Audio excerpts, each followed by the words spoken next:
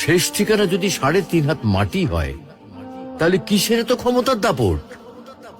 ভোর ৫টায় মৃত্যু, সকাল ৬টায় জানিয়ে দেওয়া হবে মাইকে, ৮টায় শেষ গোসল করানো হবে, ৯টায় তোমাকে নতুন কাপড়ে সাজানো হবে, জোহরের নামাজের পরে তোমার আলিশান বাড়ি থেকে বের করে নিয়ে যাওয়া হবে, ২টায় তোমার জানাজার নামাজ পড়ানো হবে, ২:৩০টায় তোমাকে কবরে নামিয়ে ফেলা হবে। মাটি দেওয়া শেষ হয়ে গেলে কেউ তোমার জন্য দোয়া করবে, আর কেউ চলেও আসবে। এই তো জীবনের শেষ আয়োজন। তো কিসের তো অহংকার, কিসের তো ক্ষমতার দাপট? হ্যাঁ, ক্ষমতা কারোর জন্য চিরস্থায়ী নয়।